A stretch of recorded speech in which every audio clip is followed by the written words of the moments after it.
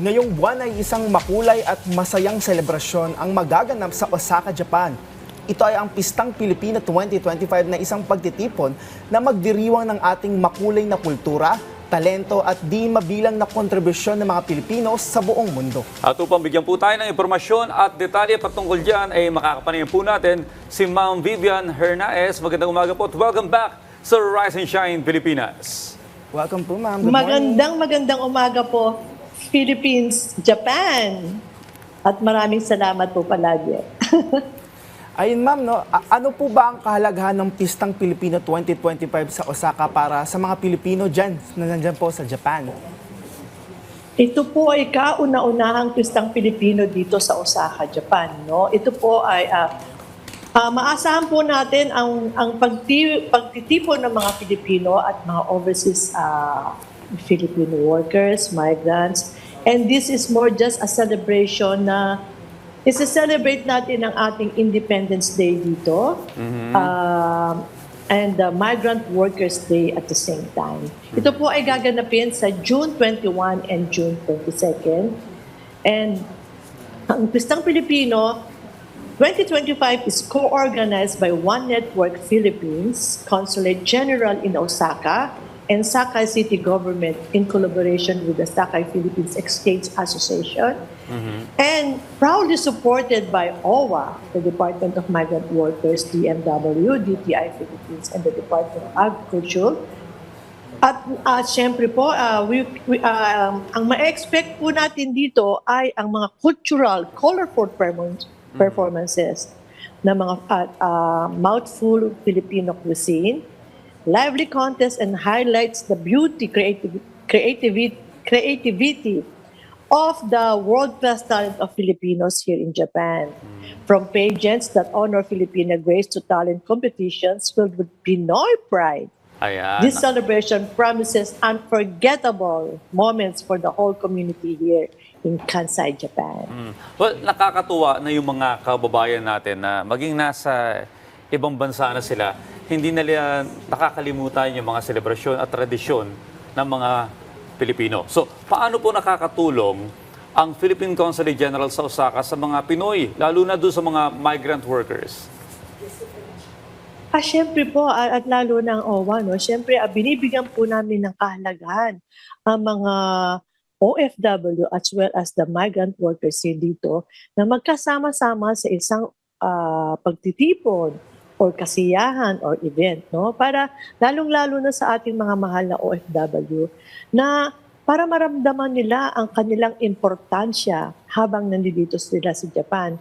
Hindi lang pagtatrabaho, syempre ang pagkakaisa nila sa mga nakatira dito sa Japan at ang importansya nila as a Filipino na nandito sila sa Japan.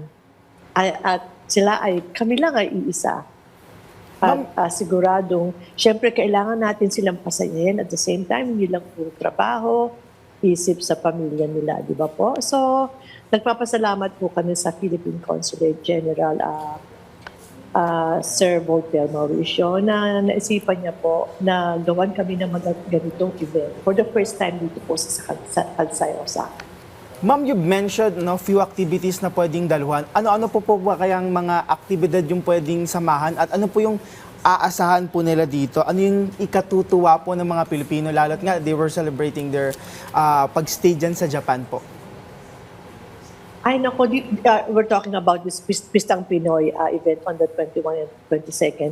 May mga contest po tayo na sa gala, Pinoy Got Talent, Miss and Mr. Maharlika. So ito po ay nagbibigay sa kanila ng inspirasyon na it doesn't matter, the age doesn't matter. It doesn't also matter kung ikaw ay migrant or OFW. Pwede kang sumali, makisaya.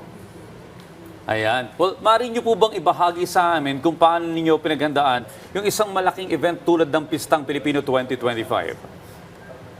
Siyempre po, una-una po, kami po ay ang mga Philcom leaders, as well as our Honorable Consulate General here and our Attaché Labor, Ms. Elizabeth Marie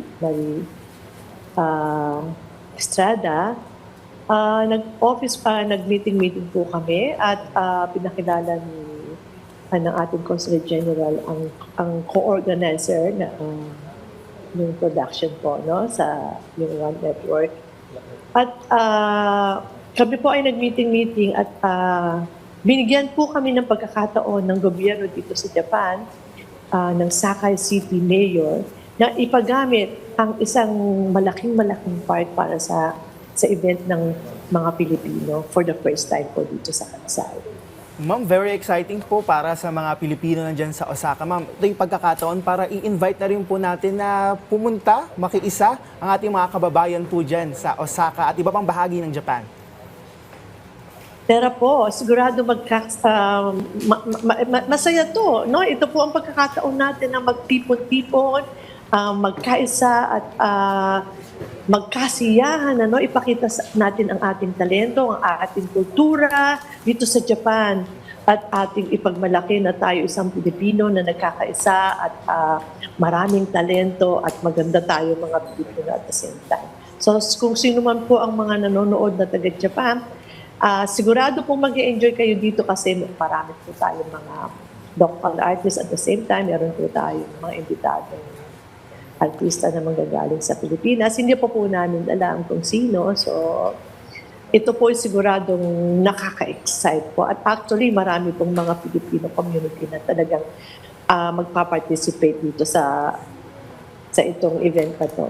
Alright, maraming salamat po, Ma'am Vivian Hernandez. At syempre, maraming salamat din kay Miss Frenchie, no? Siya yung nakipag-ugnayan sa atin. Arigato para maging gozaimasu. guest si Miss Vivian. Maraming salamat po at binigyan niyo po kami ng pagkakataon para i-share namin sa inyo ang aming kauna-unahang Pistang Pinoy 21, 22nd ngayong June.